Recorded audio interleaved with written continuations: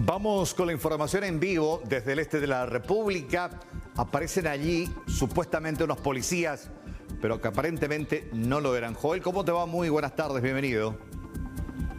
Carlos, ¿qué tal? Bastante bien, saludo a nuestros televidentes de todo el país. En horas de la madrugada, 4 delincuentes inicialmente simularon ser agentes de investigaciones de la Policía Nacional, conversaron con el guardia del Club Área 1 de Ciudad del Este, refirieron de que ellos tenían informaciones de que personas extrañas ingresaron al interior del club. El guardia accede, abre el portón y es allí donde ya también dan la voz de asalto. Posteriormente arrancan el cajero estirando con una camioneta y se dan a la fuga.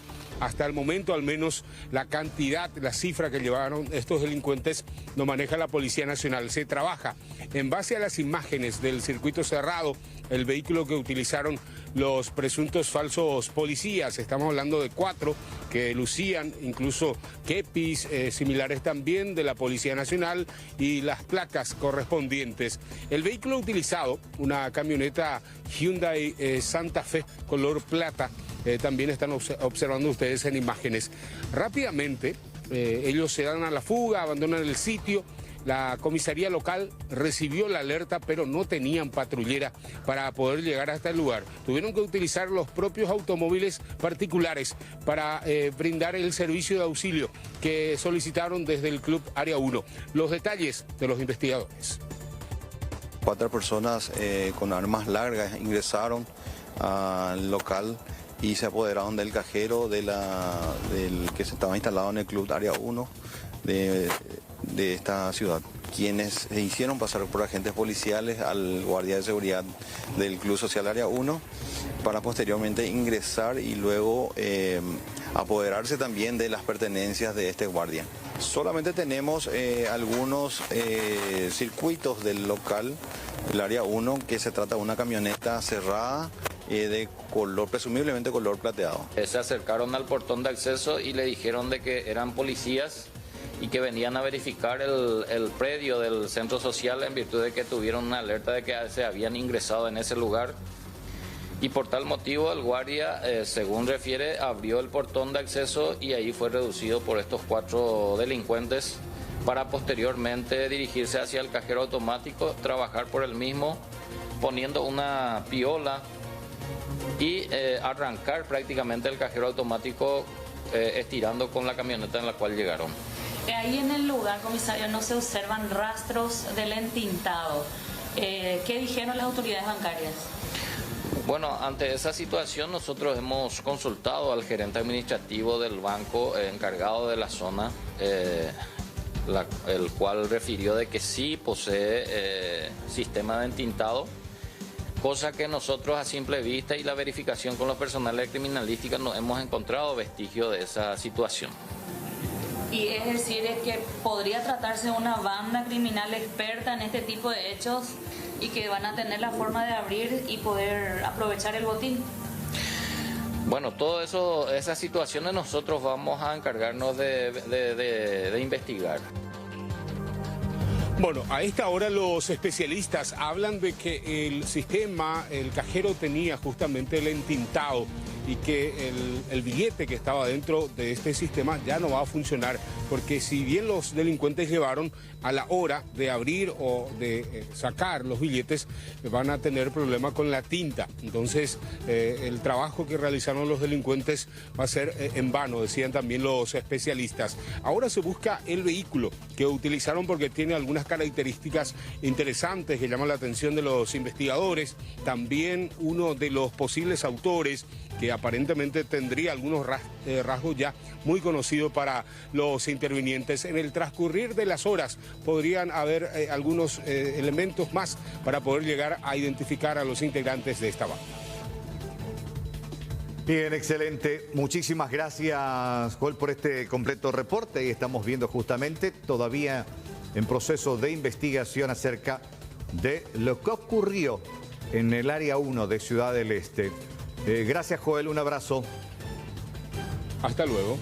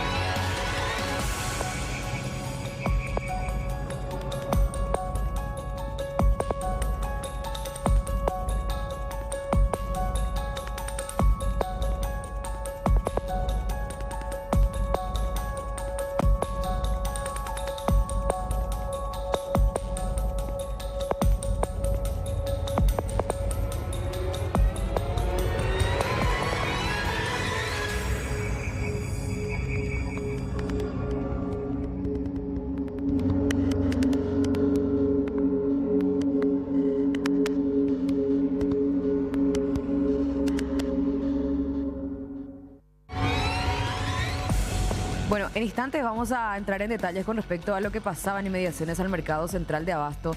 De no creer lo que ocurrió, estas personas fueron víctimas de un accidente de tránsito por partida doble y ambos protagonistas del accidente corrieron, no se quedaron. Ampliamos en instantes. Vamos hasta Juan Carlos Usher, quien se encuentra en la zona del Tribunal Superior de Justicia Electoral. Juan Carlos, ¿cómo estás? Muy buenas tardes. Bienvenido. Buenas tardes, Carlos. Buenas tardes, Judith. Saludo a todos los televidentes de Primera Edición. Seguimos acompañando el trabajo diario de las autoridades del Tribunal Superior de Justicia Electoral. Tenemos que decir que en estos momentos continúa el cómputo provisorio de las actas que llegaron desde el exterior de nuestro país. En total son 88, porque corresponden justamente a 88 mesas electorales que estaban distribuidas en la Argentina, en Brasil, en España y también en los Estados Unidos.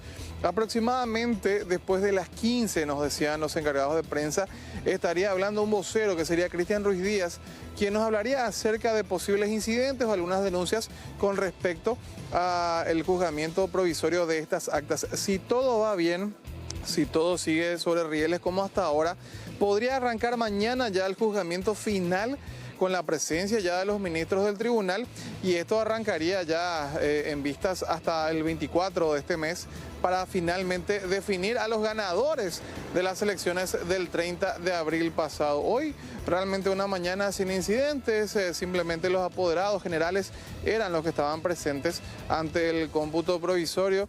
Hablábamos de vuelta con el juez Hermes, no recuerdo el apellido, Hermes Viana, justamente nos decía él de que no hubo incidentes. Ayer finalizaba Capital y Departamento Central sin ningún incidente y sin ninguna denuncia de fraude, porque es insistente hasta estos momentos en los diferentes puntos de concentración de los manifestantes el hablar de denuncias de fraude. Oficialmente no se tiene ninguna denuncia.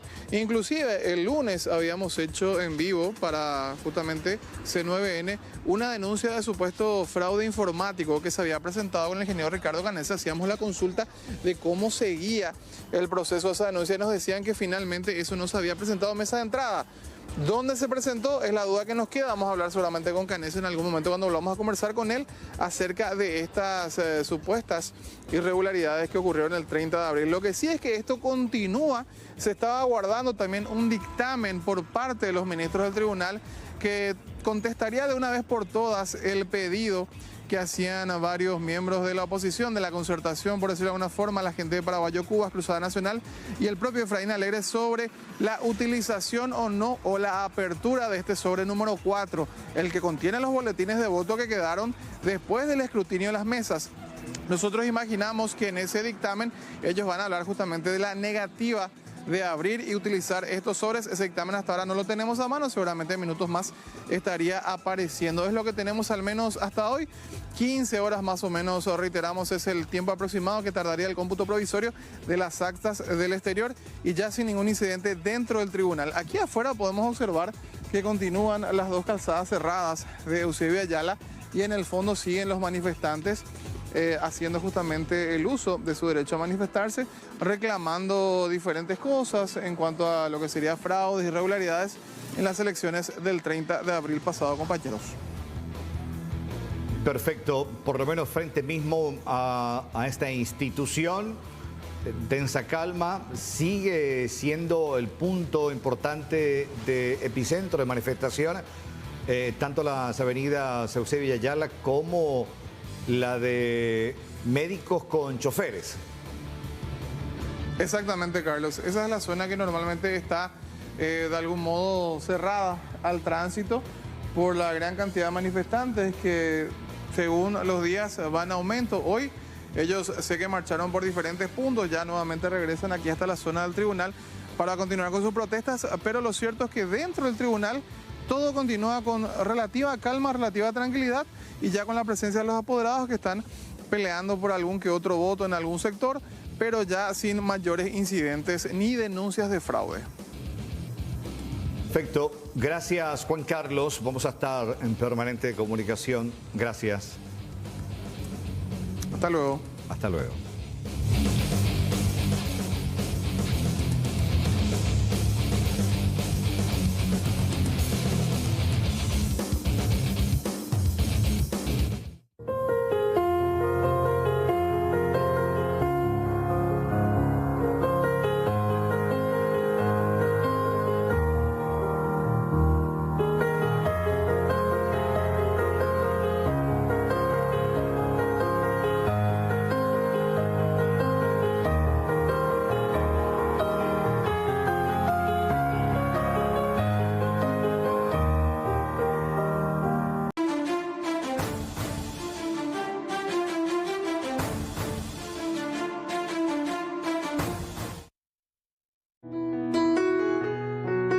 A mi mamá.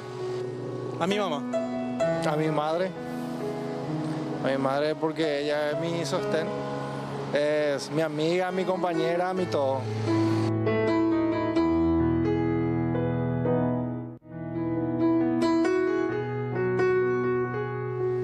A mi mamá. A mi mamá. A mi madre.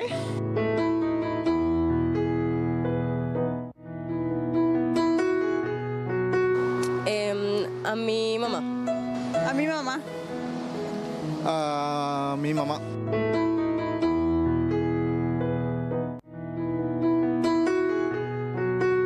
A mi mamá siempre. A mi mamá. A mi mamá.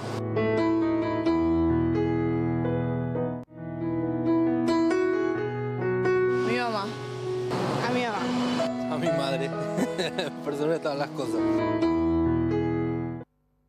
Bueno, y hablemos acerca de los casos de sextorsión que están en auge. Por cierto, que salió desde el penal del Alto Paraná, específicamente. Y preste mucha atención a los detalles del reporte, cómo se dio este nuevo hecho de sextorsión, porque la policía llegó hasta el responsable de este nuevo caso de coacción y pornografía vía redes sociales. Se hacía pasar por un empresario ganadero y también actor de pornografía casera, buscando víctimas, mujeres jóvenes con quienes tomaba contacto, embaucándolas para encuentros sexuales, pero grabados, y posteriormente las coaccionaba bajo amenazas. El presunto autor está recluido en la cárcel del Alto Paraná por varios hechos, entre ellos, por ejemplo, extorsión y coacción, además de pornografía infantil. Las víctimas son jóvenes mujeres de la zona central y también del interior del país. Se desconoce hasta ahora la cantidad real de las personas afectadas. Yo suelo pagar a algunas 10 millones, algunas 5 millones y me vas a decir que soy un loco, un enfermo, un buiro. No, sino que yo trabajo en la agronomía y ganadería, no sé si pillaste lo de eso. Tengo buen ingreso en el campo, también soy su supervisor en una empresa brasileña de Cana Asunción y cosas así. Y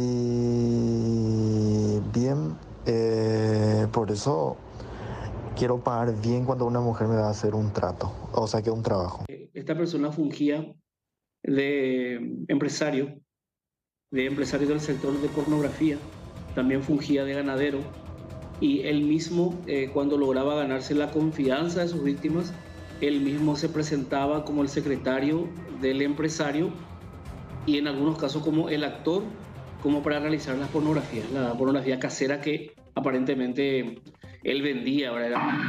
Era un empresario exitoso, acaudalado de ese rubro, ¿verdad? Y la promesa a las víctimas eran de dinero, de 10 millones de guaraníes por cada material. Entonces las víctimas muchas veces accedían porque se trata de chicas solas que viven en departamentos, en alquileres. Eran engañadas, eran posteriormente extorsionadas, eran también coaccionadas, inclusive en la última denuncia que tuvimos, el extorsionador, porque importante mencionar que él todo esto lo cometió fuera de la cárcel, pero en marzo él a ser aprendido, porque él tenía ya varios casos por extorsión, por coacción, y también un caso de abuso de pornografía infantil. Y eso está llevando otras unidades fiscales, estamos también coordinando eso. Pero lo que nos toca puntualmente, conforme a las denuncias que hemos recepcionado, son este modus operandi que no sale de las otras causas con las otras unidades fiscales. O sea, es una persona que tiene esta capacidad de engañar y a partir de ahí entonces lograr el objetivo de obtener esas imágenes de contenido sexual y películas pornográficas. Ahora, se ha requisado de poder del mismo varios aparatos celulares que están siendo sometidos a una pericia forense. Desconocemos qué hacía con esos materiales, cuántos materiales son, o sea, cuántas víctimas hay acá, ¿verdad? Tenemos víctimas del área central, principalmente tenemos víctimas de Itapúa, tenemos víctimas de Carindeyú, tenemos víctimas de varias localidades, de varias zonas del país.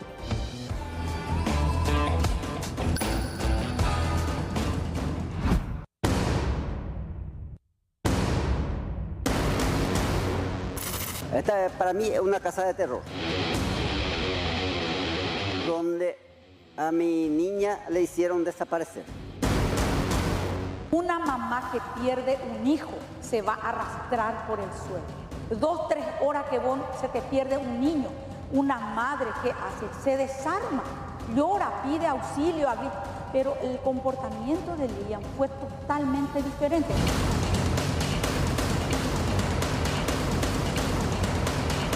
Y en eso Lilian se iba con su hija abrazado y le dijo, porque ya vio que llegó la camioneta de la fiscalía, y le dijo a su hija, vos lo único que tenés que decir que yo te desperté a las 10 de la mañana y que te conté que tu hermana desapareció. Indignación, realmente justamente me pregunta acá qué habrá pasado. Todo el mundo nos preguntamos y la verdad que ni opinión podemos dar porque no sabemos, ni datos. Increíble lo que pasó.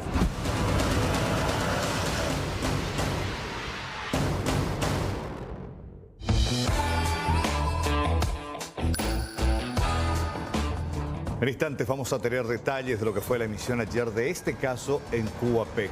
Mientras tanto, la ciudadanía está reportando los casos en todo el departamento en Coronel Oviedo acerca de lo que la policía salvó a 5 niñas. 2 de ellas eran hermanas víctimas de explotación sexual de una humilde vivienda que funcionaba como una casa de citas. Las menores fueron trasladadas hasta la sede del Ministerio Público de Coronel Oviedo para su inspección médica integral y posterior ser entregadas estas menores a sus respectivos padres. Reiteramos este procedimiento de hermanas víctimas de proxenetismo en Oviedo.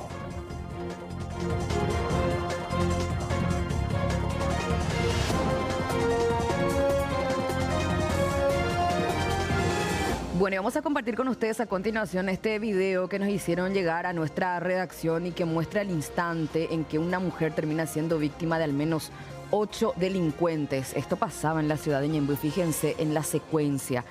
Actúan en bando y distribuidos en motocicletas. De esta manera atacaron a esta mujer. Y un motociclista que fue despojado también de su motocicleta y de todas sus pertenencias. 8 personas también a bordo de biciclos lo interceptaron. El acompañante de la víctima logró escapar y así evitar el robo.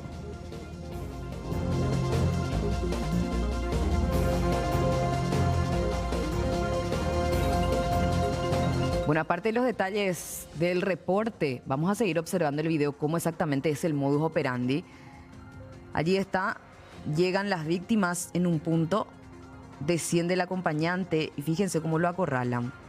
Le terminan sacando su mochila, mientras los otros esperan precisamente que se concrete el robo. Acorralan a sus víctimas, pero por lo que se observa en el video, ya venían siguiendo. ¿Cómo es que hacen? ¿Eligen a sus víctimas al azar o es que en algún punto dado vieron que podría ser fácil el robo y lo acorralan de esta manera? No lo sabemos. Lo cierto es que actúan de esta manera, así que tomen mucho cuidado porque esto se está dando últimamente de manera constante en Central y este caso en particular en la ciudad de Ñemby, en horas de la madrugada, por lo que se observa a las 4:37.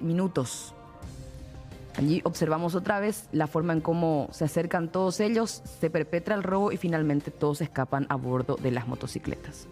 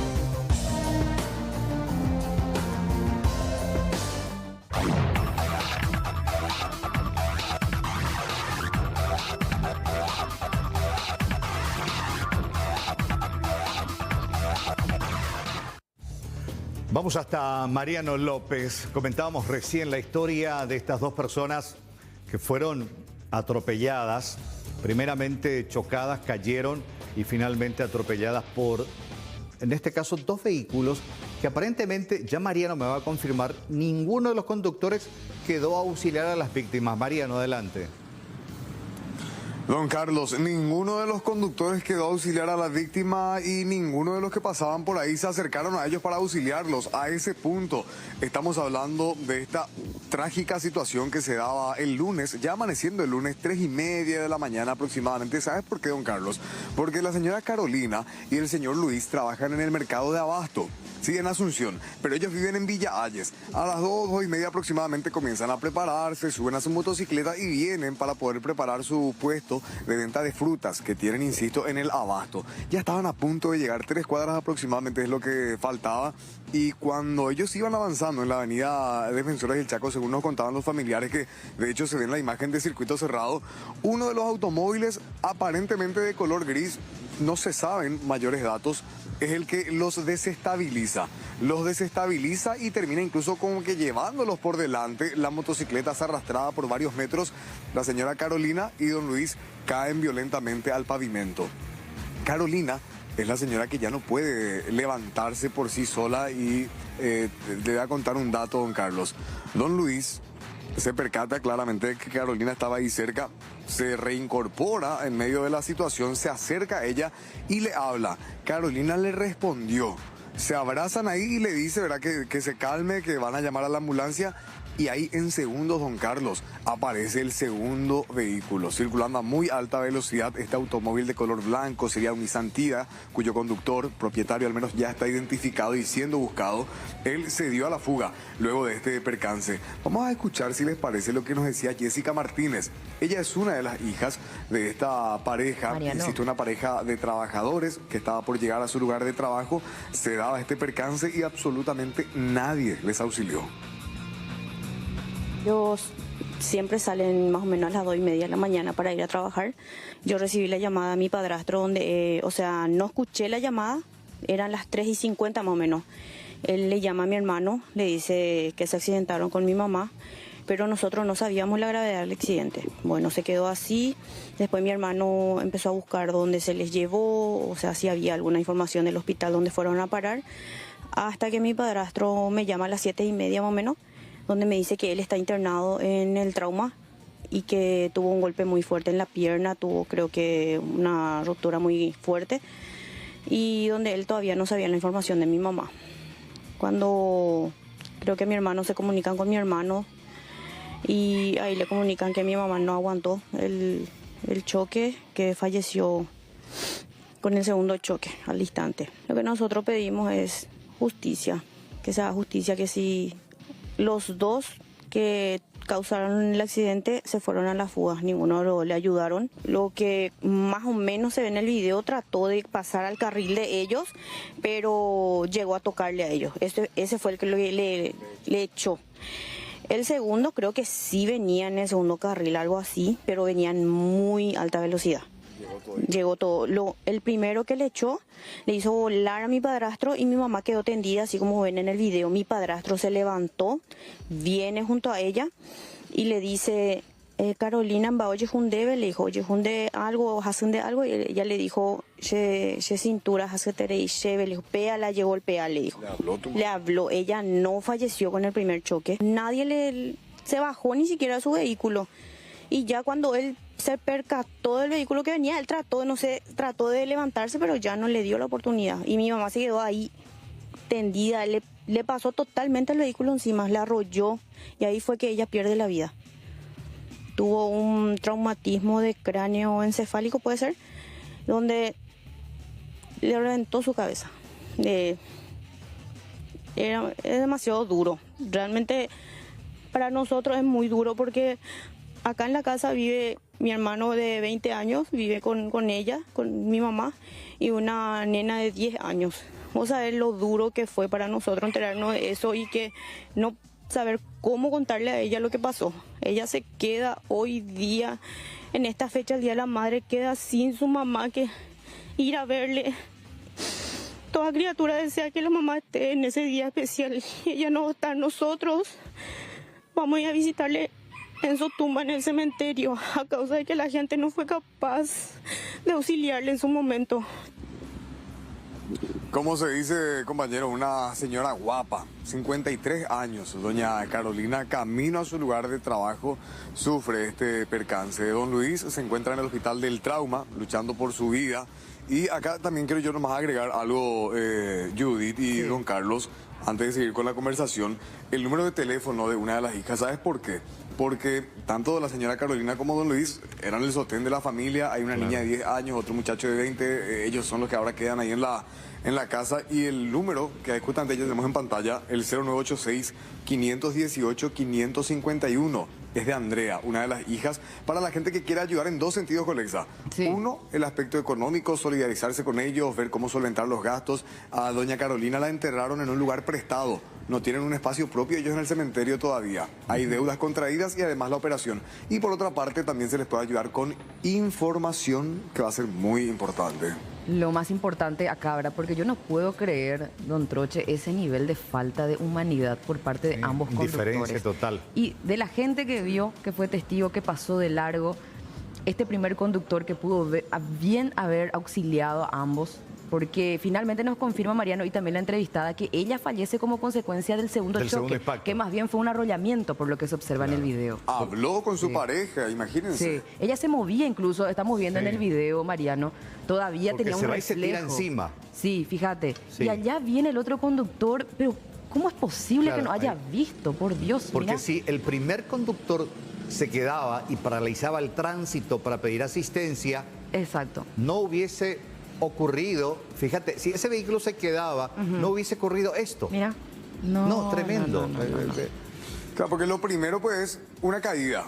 Claro. Lo primero una caída de la moto. Por el roce que se da, se va y cae la gente, ¿verdad? Golpes. Se les atendía, ¿no? Cuestión de tiempo que se recuperen y ponerle que todas las partes terminaban como que en paz, ¿verdad? Ayudándose porque, bueno, un accidente.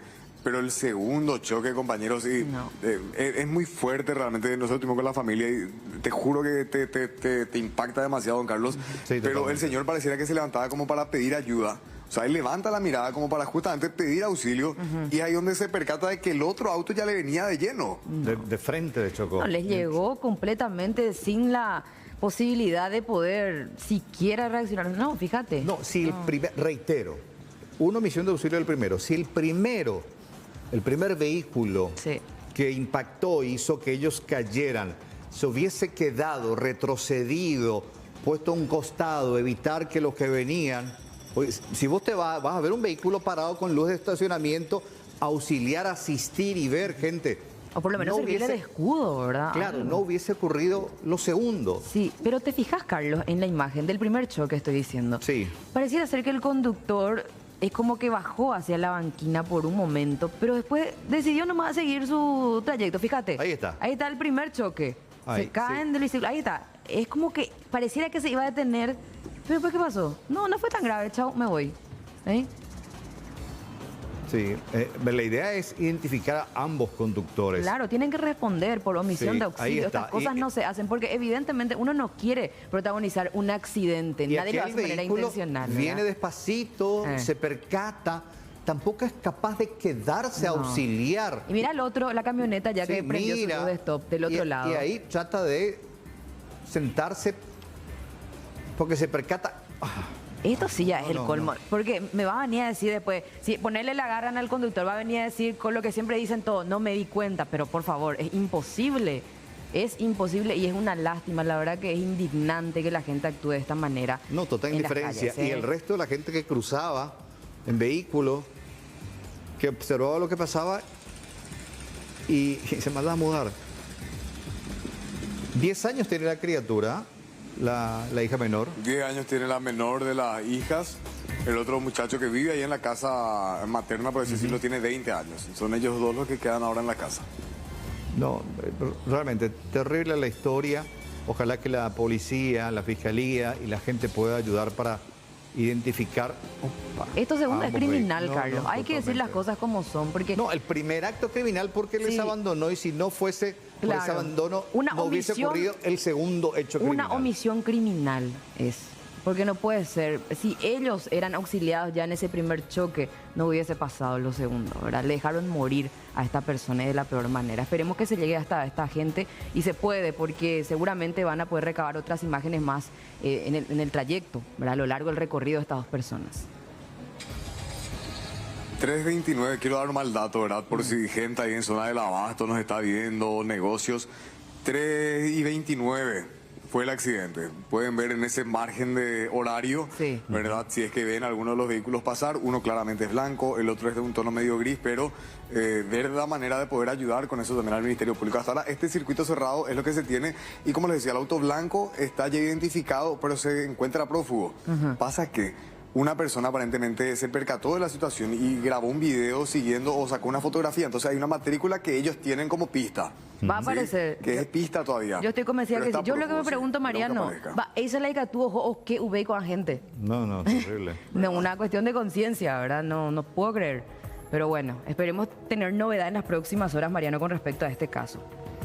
Gracias, Mariano. Esperemos que así sea, y cualquier información, policía, fiscalía, que la gente avise. Gracias, compañeros. Gracias. 911.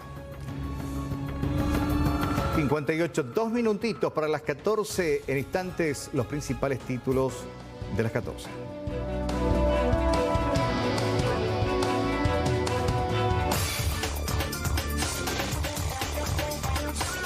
Salimos de una y entramos en otra.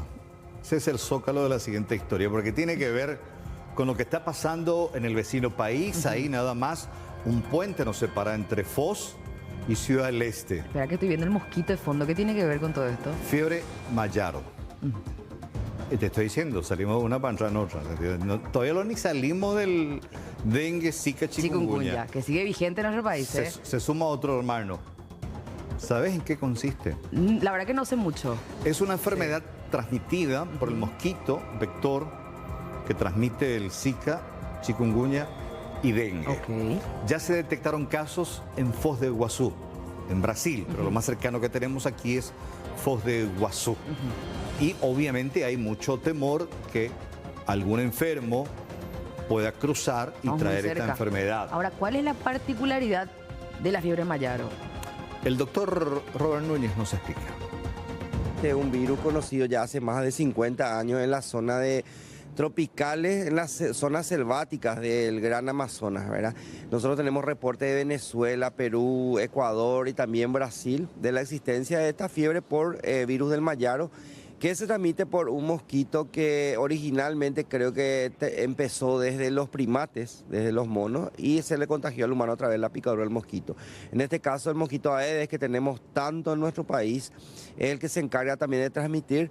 Hay ya reportes que se dieron casos en el departamento de Paraná, en Brasil, entonces ahí por cerca de Foz, y esperemos que no se haga una epidemia de este virus también, como ha ocurrido con el Zika, con chikungunya y con dengue justamente. Es una enfermedad que no tiene vacuna, es una enfermedad que no tiene un tratamiento específico, entonces solamente otra vez depende del cuerpo de que esté con una capacidad, con unas buenas defensas para combatir el virus. Una cuestión socioambiental acá importante, en la cual sin la eliminación de los mosquitos no vamos a terminar ninguna de estas enfermedades, van a de vuelta a estar vigentes. Lo que tenemos con el Mayaro es que, como la chikungunya aparentemente tenemos una vez en la vida nomás, el Mayaro va a ser un nuevo virus, no tenemos inmunidad contra el Mayaro, entonces podemos desarrollar una nueva virosis, una nueva enfermedad febril, que también, como decimos, va a tenernos unos días de reposo, con ese temor también de la enfermedad de la chikungunya que provocó, entonces ese es el temor.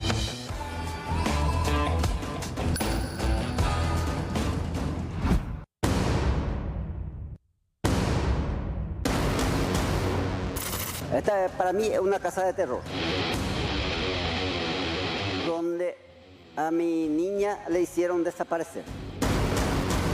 Una mamá que pierde un hijo se va a arrastrar por el suelo. 2, 3 horas que se te pierde un niño. Una madre, ¿qué hace? Se desarma, llora, pide auxilio, pero el comportamiento de Lilian fue totalmente diferente.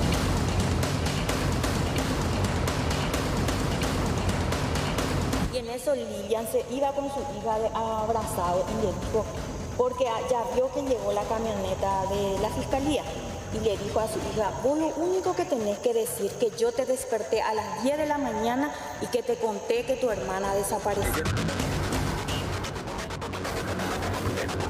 Indignación, realmente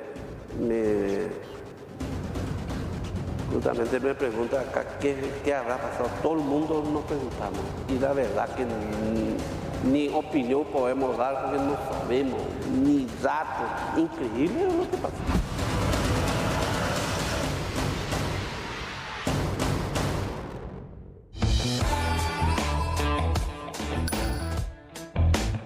Tremenda esta historia, Judith, que hasta ahora no nos termina de sorprender del todo porque seguimos encontrando más preguntas que respuestas en esta historia. Porque Carlos, se cumplieron 3 años de la desaparición de Juliet de Emboscada, de Monte Pacará específicamente, donde ella estaba en compañía de su madre biológica, su padrastro y su hermana, y también estaba el capataz del establecimiento rural. Y estas personas no han podido dar respuesta hasta ahora de lo que sucedió, y ni el Ministerio Público ni la policía han podido, después de estos sendos procedimientos, dar por lo menos de manera parcial una respuesta o por lo menos generar una hipótesis de lo que pudo haber pasado con Juliet. Ahora nos preguntamos, Carlos, pasamos de preguntar a dónde está Yuyu, a qué pasó con la investigación del caso. ¿Se olvidaron? ¿Ya no la buscan? ¿Qué es lo que ocurrió finalmente? Ya que en lo que conviene o lo que tiene que ver justamente con la carpeta fiscal, hablamos de muchas evidencias levantadas en su momento en este punto, ¿verdad? Que es Monte Pacará. Estamos hablando de muestras biológicas, así como también otros tipos de elementos que podrían haber generado como un hilo conductor, o al menos para diseñar una hipótesis. Esto no pasó en todo este tiempo. Claro, llegó la investigación en un callejón sin salidas. Sí. Llegó un punto donde terminó ahí y no tienen con qué continuar. Así es. Al menos esa es la sensación que nos da a nosotros que acompañamos desde el momento 1, desde el día en que trascendió la denuncia y todo lo referente a la investigación. Ahora, por eso es que decidimos nosotros destinar exclusivamente un programa de QAP al caso de la pequeña Juliet. E hicimos una cronología y también le pusimos en contexto a la teleaudiencia de todo lo que se hizo, pero cómo está hoy día el caso. Perdón, ¿cuánto tendría que haber cumplido Yuyu? Y Juliet tenía 7 años cuando desapareció. Y 9 años, sí. Casi 10. Exactamente, sí, porque estamos hablando del 15 de abril pasado que se cumplieron 3 años. Sí, y es por eso que justamente recordamos este caso y volvimos al sitio. Volvimos hasta el punto donde ocurrió todo, de donde desapareció la pequeña. También hablamos con los protagonistas, estamos hablando del abuelo don Rufino Zapata, personas que saben mucho, que en algún momento también testificaron, dijeron lo que sabían, pero también todo quedó allí. Vamos a recapitular otra vez estos testimonios en este material.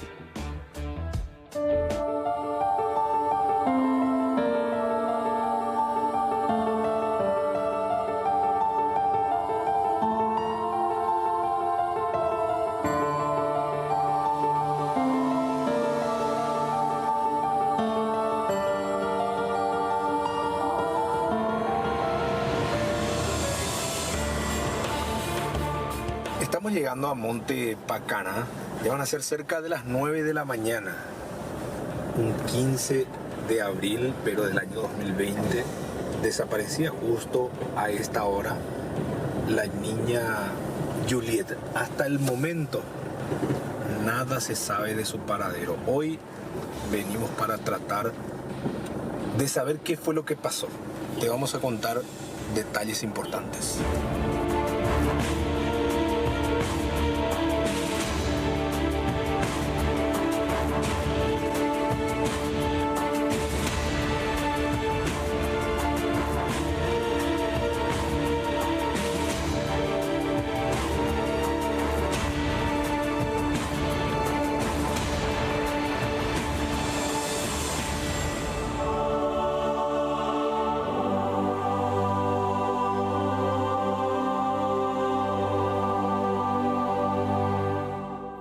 Este es el monte Pacará, por donde aparentemente solía recorrer Juliet.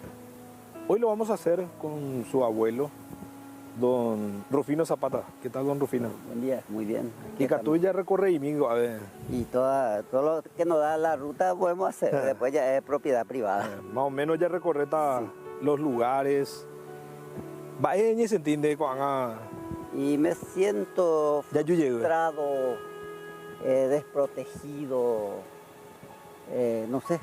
¿Por qué decide desprotegido, don Rufino? Desprotegido porque no tenemos autoridades que nos dé garantías, por ejemplo. Porque si a Juliet le hicieron desaparecer, también a vos o a mí o a tus hijos, nietos, le pueden hacer desaparecer. Y esta es la hora que las autoridades, no te digo, no pusieron la cara, salieron en la foto para selfie, pero no hicieron nada, no tenemos resultados. Esta es la hora, solo querían mostrarse.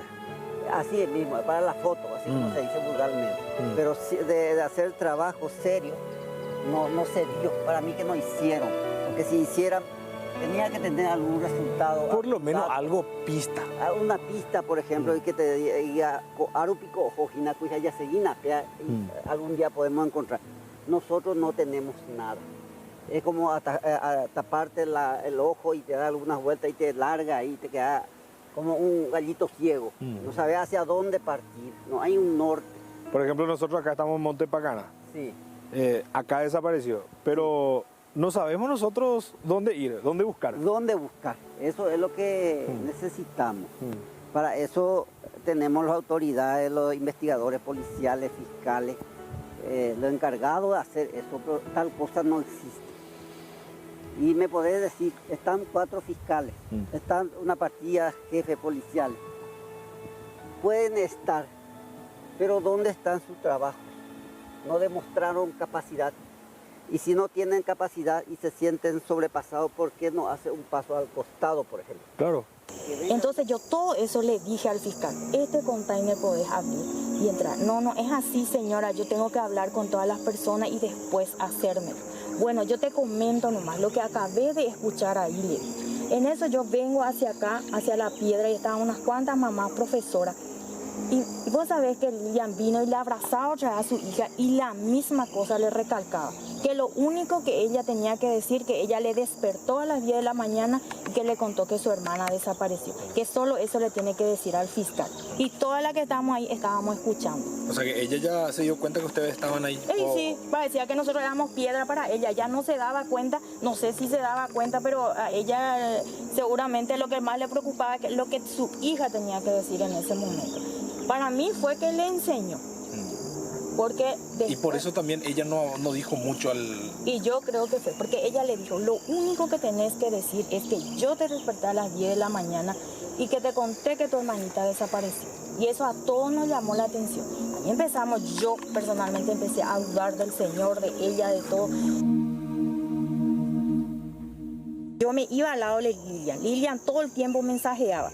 Y le dije, Lilian, llamale a Juliet, gritana su nombre, a lo mejor que si escucha tu voz y se cayó por ahí, ella puede despertarse, le dije.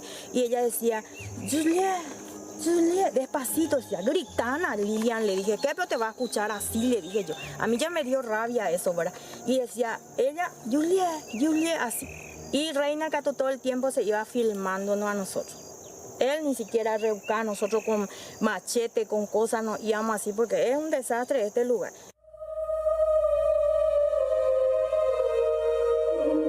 Peacope miércoles a Ecuri, o Huerajape, mitame, Jaceso, ojo, la camioneta blanca.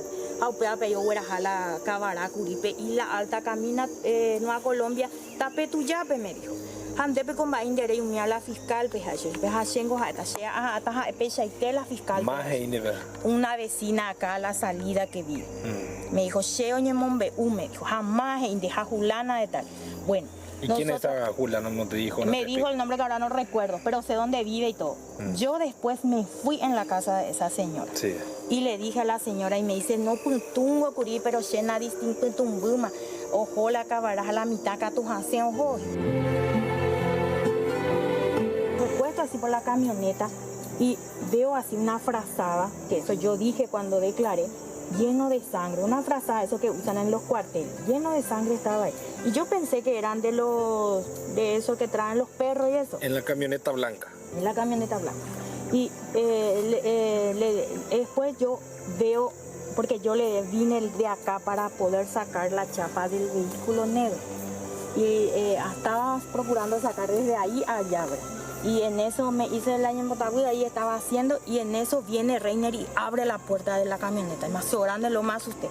Y me dijo, ¿qué querés hacer? Me dijo, no, te voy a traer afiche y anda a buscar hacia acá, me mostró hacia acá.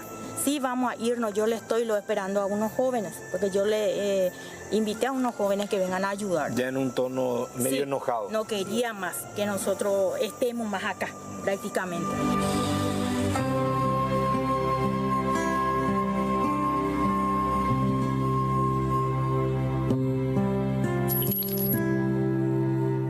Bueno, estas personas que eran del entorno cercano de Juliet dijeron haber visto y escuchado muchas cosas, pero aparentemente no se tuvo mucho en cuenta lo que decían. Lo cierto es que quedaron allí con esa sensación de que mucho no se hizo al respecto, ¿verdad? Ahora, por otra parte, también queremos compartir con ustedes esta entrevista que 6 días después de la desaparición de Juliet se dio a conocer por parte de los padres. Estamos hablando de la madre biológica, Lilian Zapata, y el padrastro Reiner Oberhuber. Luego que el caso tomara connotación pública, ya también los medios internacionales se hicieran eco, existiera cierta presión ya sobre el caso de Juliet, finalmente ellos salieron a hablar y pronunciarse, pero de esta manera, no dirigiéndose exclusivamente o directamente a los medios en entrevistas abiertas, sino que más bien lo hicieron a través de un manifiesto grabado y posteriormente hacían llegar a todos los medios de comunicación. Y es precisamente este video el que fue analizado durante las últimas horas por un experto en comunicación no verbal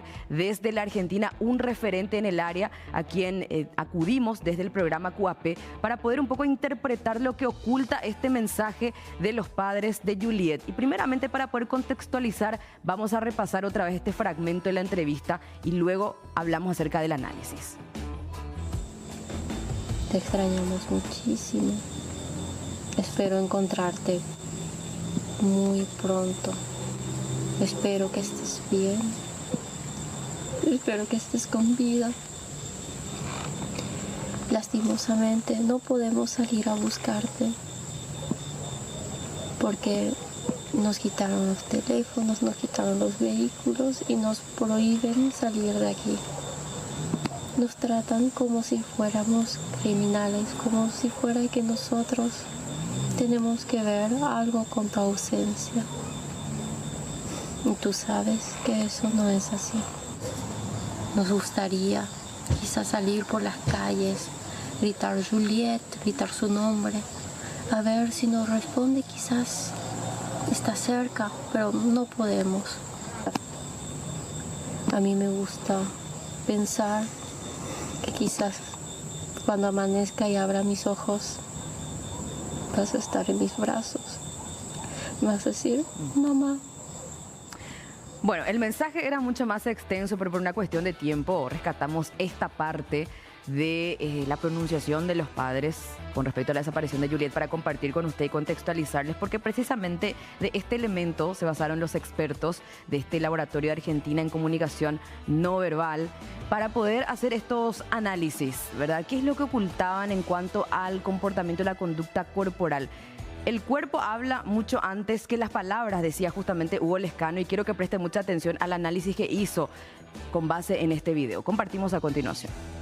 De aquí desde Argentina, desde nuestro laboratorio de investigación en comunicación no verbal que tiene sede en Buenos Aires. Para nosotros, quiero decirles, es un privilegio que nos hayan invitado a esta nueva propuesta QAP en C9N para todo Paraguay, justamente porque este tipo de propuestas que tienen como objetivo poner en relieve los casos emblemáticos policiales para verificar un poco, ¿no?, cuál es la situación de cada uno de ellos, siempre es un aporte para la comunidad.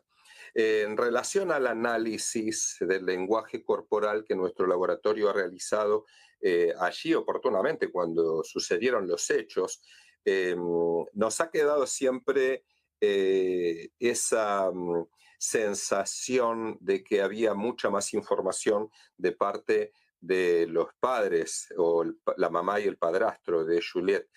Nos referimos a Lilian Zapata y a Reiner, no sé si lo estoy pronunciando bien el nombre de ella, creo que es Reiner, ¿Y por qué hablo de esta sensación? Porque ellos durante lo que duró la entrevista manifestaron códigos conductuales en el lenguaje corporal que han sido tipificados por la ciencia. Códigos que nos dejan entrever que lo que ellos dijeron no era totalmente cierto. Y solamente para ir al punto, y resumimos, ¿cuáles son esos códigos del comportamiento no verbal de ambos? En la entrevista que dieron los dos, sucedieron algunas circunstancias, algunos hechos llamativos. El primer código, la mirada de Lilian, el padrastro, mirando hacia abajo y hacia un costado, casi toda la entrevista, es una mirada de la culpa. Si la mirada hubiese sido al centro, abajo, podríamos hablar de vergüenza, pero miramos a los costados y abajo porque allí es de manera inconsciente donde nuestro cerebro ubica y visualiza a las personas que podríamos estar dañando con nuestra conducta. Esa es la mirada de la culpa. Fue muy llamativo que él mostrara culpa durante la entrevista. Posteriormente, otro dato no menor es el cuello de la mamá de Juliette, tapado permanentemente con lo que aquí en Argentina conocemos, no sé cómo se dice en Paraguay, si es una bufanda, eso es como un cuello polar, en una época en la que nos parece que no hacía tanto frío como para tener el cuello cubierto. Solemos cubrir el cuello con algún objeto, a veces con las manos, cuando nos sentimos amenazados, especialmente en una circunstancia en que las personas pueden preguntarnos cosas que nosotros no queremos contar. Otro dato muy relevante es el hecho de cómo él apretaba el brazo de su esposa de una manera muy intensa, que hace referencia a los altos niveles de estrés que él tenía durante esa entrevista. Y lo más llamativo fue, en el caso de él, cuando él dijo, nosotros tenemos esperanza de encontrarla con vida, y con la cabeza hacía lo que nosotros conocemos como un M60. Es un código de negación. Negamos con la cabeza cuando estamos afirmando algo, sola y únicamente cuando nuestro cerebro nos está indicando el convencimiento de que lo que estamos diciendo no es cierto, al menos para nosotros. Por lo cual, él no tenía esperanzas de encontrarla con vida. Y en el caso de ella, este es el último código que nos llamó la atención. Ella dijo, me gustaría salir a las calles a gritar tu nombre para ver si nos respondes. Y a ver si podemos encontrarte. Y en ese momento elevó su hombro izquierdo.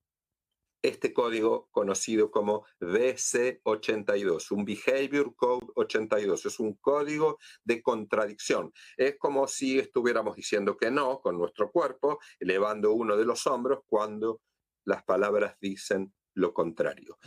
Bueno, es lo que decía Hugo Lescano, experto en comportamiento o en este caso comunicación no verbal, analizando precisamente este video de los padres de Juliette. Algo no cerraba, había mensajes ocultos y esta fue la interpretación. Hay que decir que es el resultado de un trabajo científico que, por cierto, si es que se hacía en nuestro país, se hacía esta pericia en esta característica, podría conducir la investigación para ahondar más en detalles e indagar más a las personas sospechadas en su momento, situación que no se dio, pero que hoy estamos reflejando la otra parte con esta participación desde el otro país, ¿verdad? Ahora, por cierto, con respecto a lo que tiene que ver con la desaparición de Juliette, hay que decir, no es el único caso, casi todos los días desaparecen niños en el país, ¿se le da el seguimiento o no? ¿Qué pasó con los organismos encargados de velar precisamente por los niños y más aún atendiendo a las desapariciones? Lo que nos preguntamos, porque quiero que presten mucha atención en estas cifras que son alarmantes. Desaparecidos niños, niñas y adolescentes entre el 2021 y 2022. Estamos hablando de esta cifra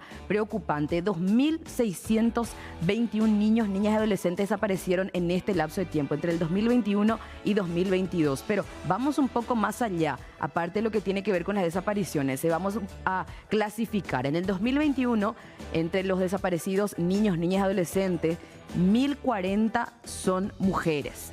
En el 2021 en total fueron 1.358, de los cuales 1.040 fueron mujeres. Ahora, pasamos a la otra cifra del 2022, que fueron en total 1.263 desaparecidos, 333 son varones. ¿Cómo terminaron estos casos? Veamos. De acuerdo al sondeo, la próxima placa, retornaron apenas el 60% de los reportados como desaparecidos. ¿Y cuál es el seguimiento que se les hace? Las causas posibles podrían ser, atención con esto, porque es una realidad que se vive, la violencia intrafamiliar. Muchas veces generan estos tipos de desapariciones, ya sea forzados o de por ahí el niño termina saliendo de casa y ya no se sabe nada de él. Abuso sexual, uno de los ejemplos que tenemos bastante presente es el caso de Annabel de Caguazú, que no tenía, por cierto, un entorno familiar, vivía en la disfuncionalidad. Ella fue víctima de abuso sexual y posteriormente asesinada, un caso que golpeó y conmocionó mucho, al igual que esta niña de 3 años de Pedro Juan Caballero, que también vivía en un entorno disfuncional y en complicidad de la madre, un adicto, abusó sexualmente de ella, varias personas incluso, y también la terminaron asesinando a sangre fría. Esto es uno de los motivos por los cuales también se dan las desapariciones de niños que muchas veces terminan en muerte, y también el maltrato es otro de los factores que predominan con respecto a la desaparición en niños.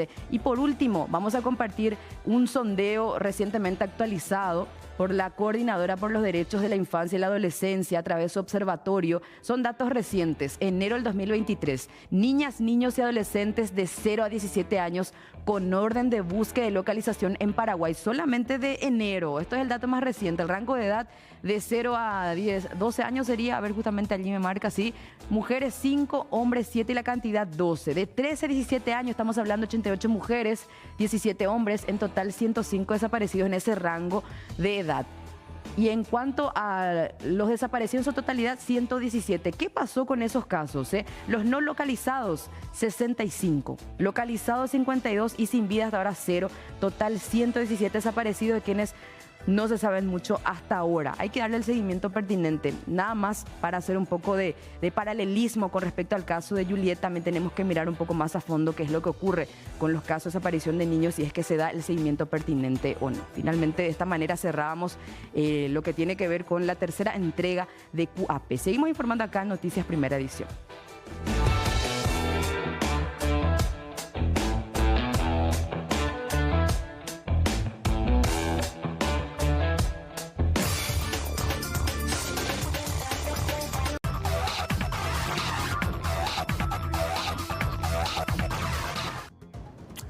Ya lo tenemos a Alexis Sabeiro en compañía nuestra a través de este vivo. ¡Wow! Cráteres y no macana. Agua, vehículos, sol. ¡Qué combinación! Okay. Cuidado. Salpicones también. Retrocediste y terminaste en un pequeño bachecito con agua, ¿eh?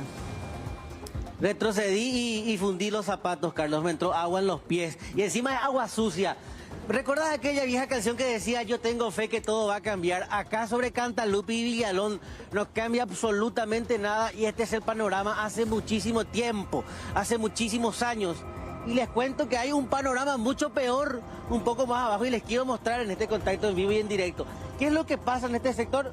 Nunca deja de circular agua sucia, agua del desagüe.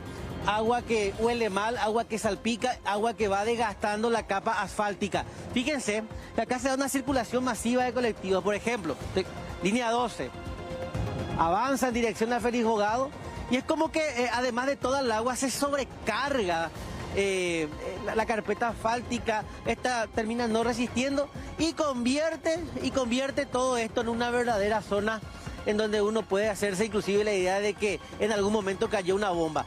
Tan fea es la zona que hasta las veredas están reventadas. Despacito los vehículos tienen que pasar, a ver, tienen que frenar necesariamente, se van formando así filas, porque tienen que frenar para pasar. Te atropellas esto, reventás tu tren delantero, reventás tu radiador, reventás tu cárter, reventás tus ruedas, tus neumáticos, tus cubiertas. O sea, afecta absolutamente todo. Zona del campus de la Universidad Católica de Asunción. Como los vehículos, les decía yo recién, tienen que frenar, ahí se produce una larga fila sobre Cantalupe. Entonces el barrio republicano, Carlos, Judith, ¿cuántas veces ya reportamos este archipiélago de baches, este conjunto de baches, esta jauría de baches? O sea, para hablar de cantidad nomás y ser un poco exagerado, porque realmente no es exagerado. Mira el motoqueiro, apenas pasa, atropella y es peligroso. Y acá no cesan, no para de circular, porque están también los alumnos de la Universidad Católica de Asunción que deben ingresar al campus para proceder con los estudios. Pero, vení Jorge, rápidamente, porque sé que ya estamos cortos de tiempo, les voy a mostrar la entrada hasta la zona de Cateura. No solo vamos a atropellar algunos baches, esta cloaca, sino también del horizonte, hacia el bajo, como se dice. Está horrible porque llena de agua sucia, agua estancada, y les decía, los pozos, los cráteres que hacen difícil la circulación por este sector. Vamos a hacerlo un poco rapidito, vamos a tomar las medidas correctivas para, las medidas efectivas para evitar entorpecer el tránsito, y ya nos vamos rapidito. Ténganme paciencia. Primera, ahí voy. Fíjense en toda la basura acumulada, y también les adelanto, muchos adictos, muchos jóvenes en situación de adicción. Puedo presumir que la zona es insegura de noche, porque les voy a mostrar de refilón también esto que acabo de notar circulando por este sector. Estoy ingresando a Cantalupi, me estoy yendo al vertedero Cateura, zona de la báscula. Miren acá, otro conjunto de baches. La calle está destrozada, en pésimas condiciones, y hace muchísimo aparentemente la municipalidad ingresa con una cuadrilla para el bacheo correspondiente, se nota. Acá, a partir de acá van a tener el horizonte en dirección a Cateura, y eso nos da la bienvenida a un barrio que está abandonado, un barrio que por una situación de coyuntura, bueno, se encuentra rodeado de basura, porque bueno, acá se recoge basuras. Cuando termine la muralla de la Universidad Católica de Asunción, al menos 10 personas en situación de adicción que están ahí sentadas entre la basura. Son como una especie de acumuladores también, Carlos. Gente que acumula basura y van sacando algo que puedan reciclar, principalmente el aluminio de los cables, alguna que otra lata de cerveza, que es el aluminio que por lo general lo venden por kilo, el cobre también. Acá empieza. Miren que son seres humanos, son compatriotas que están en esta situación. Y acá, ¿qué ves, Carlos? ¿Qué ves, Judith? ¿Qué es lo que podemos notar en este tramo? Aparte de el pésimo estado de las calles y lo que les decía recién, allá la basura acumulada. Dios mío, es un vertedero. Y los jóvenes que... No, y vos sabés, Judy, que es la entrada del vertedero. Y acá ya tenemos que disminuir la velocidad porque como tenemos un vehículo bajo, sí, tenemos este problema en la calle. de que puede reventar algo horrible. Este es el famoso hormigón hidráulico. Y acá está una de las causas, camiones de gran porte, los recolectores de basura. Y además el terreno es lodoso, o sea, bajo esta capa de concreto hay capa de tierra, y la tierra va cediendo, se va erosionando. Y mira, acá quería frenar. Allá de fondo, la zona del bañado, de los bañados. Y a propósito de bañado, también este sector está bañado, pero de cloaca. Cloaca, acá huele mal. A cielo abierto. Acá, a cielo abierto. Verde se ve. Pero tan peligroso es, Carlos. Esperen. Decía Raúl Velasco, el conductor mexicano, pero aún hay más. Acá es peligroso, hay que bajar frenando. Acá el personal de la municipalidad reparando la vereda. A veces los camiones atropellan también el cordón de la vereda. Acá me quiero quedar. Voy a estacionar. Hacia acá. Hacia la derecha. Acá. Voy a estacionar a la derecha, me dicen. Bueno, voy a estacionar y bien acá. Primero, vereda en pésimas condiciones. El sumidero a cielo abierto. Y es profundo. Hace no mucho tiempo yo ingresé a uno de estos sumideros cuando veníamos a reportar un incendio que había consumido una precaria vivienda y había dejado una familia sin techo y sin nada. Es una de estas casas. Y cuando eso no teníamos esto, mira, manantial. Pero no, es un manantial de agua limpia, o sea, no es que yo puedo venir a agarrar esta agua y lavarme la cara. Voy a taparme la nariz. ¿De cuál Carlos? Sí, pero no quiero ni repetir porque me da asco. Una naciente. Termina con R. Una naciente de cloaca. Basta. Sí. En todo caso... Escuchen, esperen. Escuchen. Una catarata, y no es el Niágara ni la del Iguazú. Acá fluye bueno, hoy es miércoles, eso es lo que... Y fíjense en los coliformes, hay gente que vive acá, rodeada de esta agua, y fíjate vos que el agua no avanza porque estos puentes improvisados terminan represando el agua. Claro. Qué terrible. Y no circula, acá es insoportable el olor, y fíjate esa pequeña capa estática ahí. Insoportable es el olor. Y no estoy exagerando. Pero fíjate, hay gente que vive, que convive, sobrevive en realidad con esta situación. Y no me quiero imaginar cuando llueve. Carlos. Se mezcla con el agua de la lluvia que por la pendiente presumo que ingresa y inunda todas las casas allí. La semana pasada vine de noche, estábamos buscando una zona de inseguridad. Primero, sí, es insegura. Segundo, de noche no se ve nada. Tercero, atropellar estos baches. Cuarto, también es mucho más... A ver, ahí la tapé, será. Ahí la tapé. Los chicos, los motocarros que traen basura, se quejan de la calle. Sí. Es insoportable el calor. No, les decía que yo vine de noche, había llovido recién y era intransitable. Y veíamos que mucha de esta agua que ahora está represada acá ingresaba a las casas. O sea, cuando llueve, estas casas, por ejemplo, son las más afectadas porque ingresa directamente el agua sucia, el agua contaminada, la cloaca. El famoso, y voy a decirlo, TKKI, Carlos. Oh. De solo imaginar, y conste que todavía no almorcé, creo que voy a suspender mi almuerzo. Gráfico de todos modos su imagen, ¿verdad? No, las imágenes son muy elocuentes. Y esto que la gente la sabe, porque es desagüe cloacal. ¿Dónde va y termina esto? Es toda la cloaca de la zona, ¿eh? ¿Dónde va y termina Carlos, esta agua turbia? Desemboca en un arroyito y ese arroyito a su vez en el río Paraguay. Bueno. Toda la cloaca de Asunción, inclusive la que no es tratada, termina en el río Paraguay. Por eso, y esta es una de las zonas en donde el agua está más contaminada. Por eso siempre se insta y recomienda, y con esto terminamos, a que no acudan bañistas ahí a orillas del río Paraguay, porque finalmente uno cuando se mete al agua, sin querer, de repente termina tragando agua. Y esto es lo que terminas tragando. Para que sepa nomás. A ver, me parece muy profundo acá, Carly, me preocupa. Pero mira que hay mucha gente que es consciente. Porque imagínate una criatura acá. Igual no.